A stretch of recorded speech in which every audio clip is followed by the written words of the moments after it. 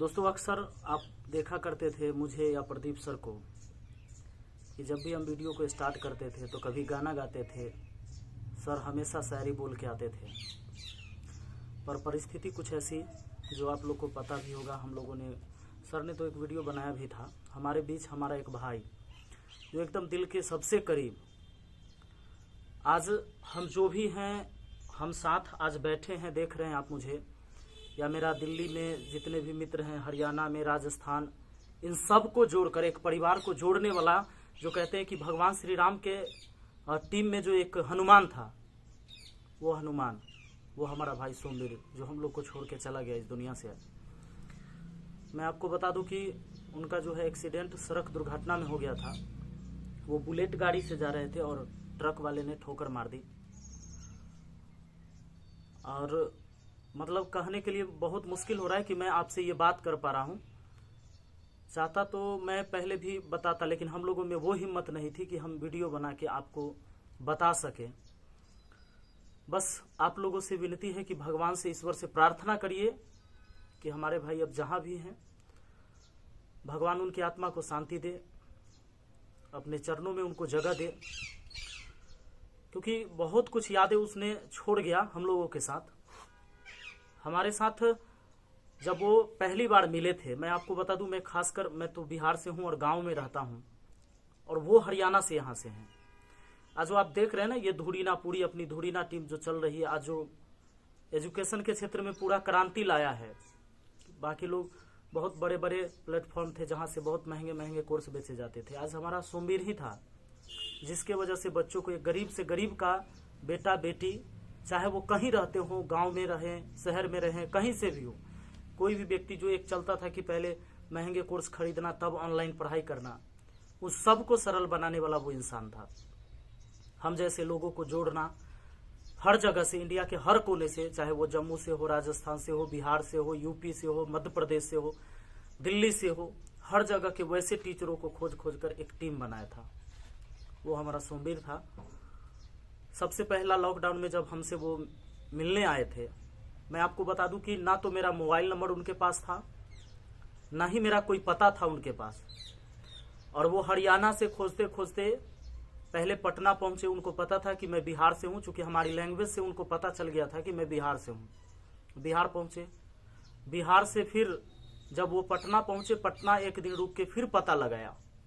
एक जीवट देखी इस इंसान के अंदर। मैं आपको कहूं कि आप चले जाओ आज यहाँ से राजस्थान, तुम बिहार के रहने वाले हो, राजस्थान जाओ और फलाने आदमी को खोज लाओ, तो आप सोचोगे कि ना उसका पता है, ना उसका मोबाइल नंबर है, न किसी से वहां संपर्क है, तो हम कैसे खोजेंगे? ये बहुत मुश्किल काम है। हो सकता है आप टाल दोगे, लेकिन उस इंसान के अंदर न होने की, कोई काम न होगा ऐसा उसके पास कोई शब्द ही नहीं था। जो अपनी जुबान से उसने कभी कहा हो कि मैं ये नहीं कर सकता, चाहिए ये नहीं हो पाएगा। आप रात में कहो कि 1 बजे रात में मुझे जाना है, अब हरियाणा से मुझे दिल्ली एयरपोर्ट जाना है, तो वो नहीं कह सकता कि सर इतनी रात में क्यों जाओगे। उसने कभी ना नहीं कहा। तो पहले लॉकडाउन से पहले वो बिना पता के वो खोजते खोजते पटना पहुंचते हैं, पटना से हाजीपुर पहुंचते हैं, फिर हाजीपुर से पता लगाते लगाते, वो एक आदमी से नहीं पूछेंगे, क्योंकि ऐसे थोड़े ना कि सारे लोग मुझे जानते हैं, और खोजते खोजते मेरे गांव, मेरे घर तक पहुंच जाना। और जब उनसे पहली मुलाकात हमारी हुई, मैं पहले किसी और प्लेटफॉर्म पर पढ़ा रहा था, जहां मुझे लगा था कि बच्चों का शोषण होता है, मैंने उसे छोड़ दिया था।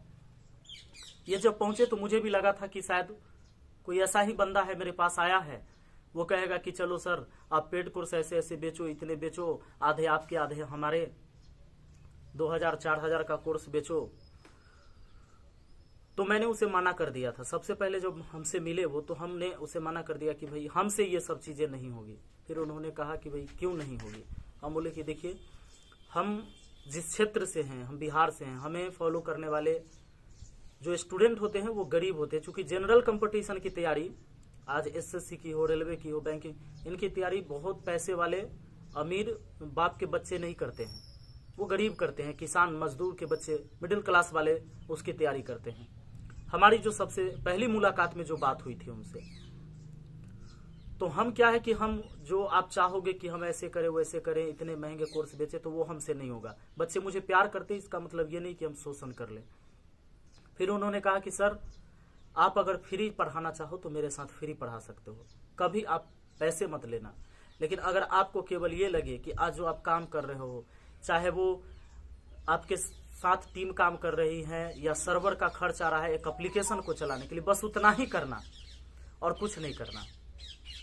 बस हम लोग जितने में हैं बहुत खुश हैं और हम चाहते हैं कि वो क्रांति आए कि कोई गरीब का बच्चा अगर चाह के भी कि पेड कोर्स ना खरीदे तो भी वो खरीद ले, आसान उसको लगे।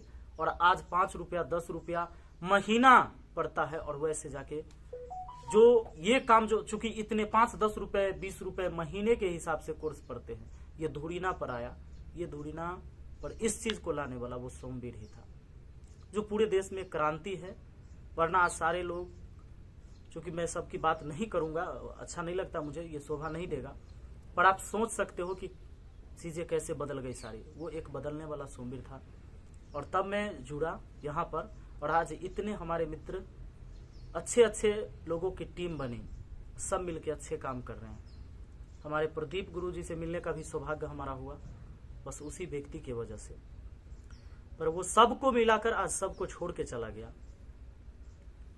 इस दुखद घड़ी में मैं उनके पास हूं और मैं आपको बता दूं, भाई में वो अकेला था, पर हम सब मिलके भाई ही हैं, लेकिन उसकी जगह, उसकी कमियां को पूरा किसी से नहीं होगा। हम कुछ भी कर ले, उसने मौका तक नहीं दिया कि हम उसे लेकर हम लोग अस्पताल जाएं। उनकी ऑन स्पॉट डेथ हो गई थी। बस। और सर लास्ट टाइम आप पिछली 9 तारीख को मिले थे, उसका बर्थडे था। उसका बर्थडे था, लास्ट बर्थडे। बहुत बदमाशी किया हमारे साथ, बहुत बदमाशी। मैं सोचता था कि इतना क्यों बदल रहा है, मतलब बहुत छेड़छाड़ कर रहा है। हमें चूंकि गुदगुदी लगता था तो वो जबरदस्ती पकड़वा देता था किसी से कि पकड़ के इनको गुदगुदी लगाते। मैं कहता था कि भाई मैं मर जाऊंगा, इतनी गुदगुदी मत लगाओ। मुझे क्या पता था कि वो बंदा मुझे लास्ट बार ऐसा कर रहा है। और सर आप जब लास्ट में बिहार जाने के लिए 1 घंटा सोए थे 11 बजे, और मैंने कहा सर को सोने दो, तो वो स्पेशल उठा के लाया। मेरा बर्थडे बार बार नहीं आता, सर को उठाऊंगा और केक खिलाऊंगा। और उसके बाद वो अपने को रवाना करने के लिए आया था। एक दोस्त नहीं था, एक भाई से भी बढ़कर था। कभी उसने भाई की कमी हमें महसूस होने ही नहीं दी थी। और सभी को एक सूत्र में बांधने के साथ साथ सभी की केयर करना बहुत बड़ी बात होती है। सर कई क्या होते हैं, हमें जोड़ तो देते हैं लेकिन उसके बाद वो केयर नहीं करते। लेकिन वो हर एक टीचर से ये पूछा करता था, जहां भी आता था, सर आप कैसे हो, मैं आपके पास आ जाऊं, मैं आपको लेने के लिए आ जाऊं, हम बच्चों के लिए ये करेंगे, हम बच्चों के लिए वो करेंगे। यानी बच्चों के हित में सोचने वाले बहुत कम इंसान होते हैं।